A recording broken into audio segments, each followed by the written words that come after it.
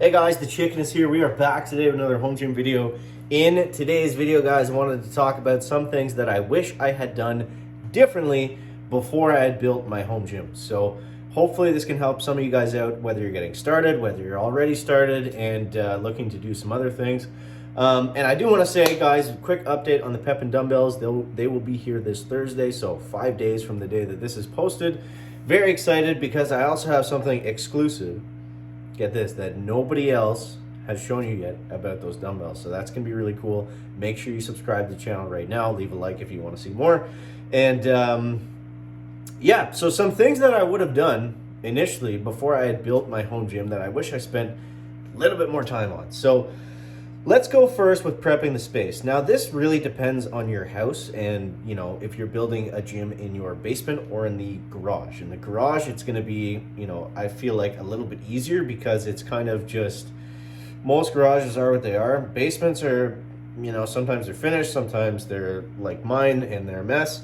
But what I really would have wished that I would have done was kind of solidified the walls. Like I painted everything, but like as you guys can see, like the paint's starting to you can't really see from this angle, but the paint's chipping like everywhere. And I get like a little bit of water on the floor here and there that I've had to repaint and you know, try to patch the holes in the walls and that kind of thing. So it's been a pain in the ass, more or less, to maintain it to this point, and it doesn't even look that great. So I really wish that I had kind of, you know, because my thing was I got too excited about building. I was like, okay, I want to do basically the bare minimum and then get my equipment in here. So I wish I spent a little bit more time kind of fortifying the walls, you know, maybe doing some spray foam to help with the heating and stuff. I could still do all of that. It's just a little bit more annoying and trickier with all the equipment already down here. And my initial plan was to build a kind of a drop-in ceiling here with drywall. And you know, it's going to be a pain to do that. It's going to be very expensive no matter how I slice it. And I have a lot of stuff in these floor joists that I may need access to.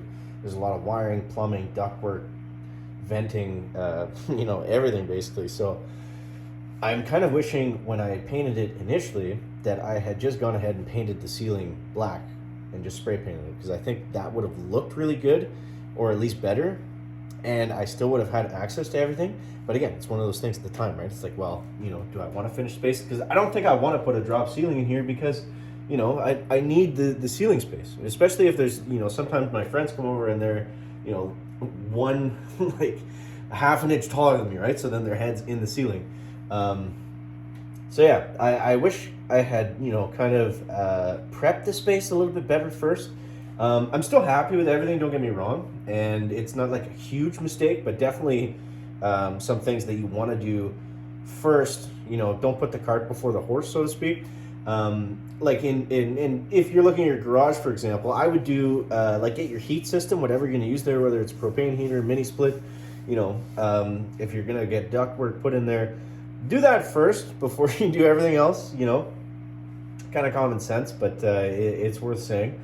And the other thing that I did, the big thing that I did, was I kind of got all of my equipment pretty well immediately. I didn't really wait to see, you know, if I liked working out in my basement by myself. I didn't really wait and see, you know, what I needed. Like for me, you know, my training doesn't really change ever. Like I've always done like powerlifting style stuff. That's just what I like doing. So I mean, I knew I needed squat, bench, deadlift platform, and then, you know, a couple accessories. But going back, I probably would have done some things differently, because although I love having the standalone bench, now that I'm getting these dumbbells, I can't use my dumbbells on this bench, right? Like I can, but I have to take the spotter arms off. I'll only have the flat position, so it's like I'm gonna have to get an adjustable bench or put an adjustable bench somewhere else, which doesn't really make sense to have two benches, because I already have, like, you know, a third of my gym space dedicated to a standalone bench press. So to then take another, you know, third of my floor space and dedicate that completely to the same thing that goes up and down a couple degrees doesn't really make much sense. I am looking at a lat pull down from Synergy Fitness, like a plate loaded one. Hopefully I'll be able to show you guys that soon. I don't know when I'm gonna get that. I'm gonna, you know, wait and figure out what I'm gonna do with these dumbbells first. But I mean, I can do flat dumbbells. I can prop that up a little bit. It's not the end of the world. But just, you know, little things like that, you know, looking at where I'm at with things now, probably would have made more sense to do initially. But, you know, whatever. I still have lots of space, but that was something that that was number two. So number one, didn't prep the space fully like I should have. Number two, kind of jumped the gun on getting some equipment that, you know, I felt like I was really going to, not necessarily enjoy, but I felt like was going to be all that I needed without, you know, trying it out first. You know, try it out for 6 months. It's going to be here forever, so don't rush into it. Yeah. So that's basically the two biggest things. I mean, the lighting I'm pretty happy with. I did supplement. You know, I've said before in the past that I put these lights in just for videos, but honestly, even when I'm not recording, I like having them here just to really brighten up the space. The pot lights are awesome, but with a short ceiling, they're very like constricted, so they're very like down light on one angle, and it's, you know, it's just a more awkward angle for them to light up the whole gym. So if you guys have a problem too, I like these standalone newer lights. I think they were like $90 for the pair of them, and I mean, I've had them for like 2 years now, no issues. So yeah, so that's basically it. And then another kind of minor thing is I need a place for bar storage, and I'm still not sure how I'm going to do that. I'm thinking kind of on this wall over here. I'll give you guys just a brief kind of snapshot of what I'm working with here. Maybe you guys can let me know in the comments. But the problem is I can't do a vertical storage, because if I put them like even up here,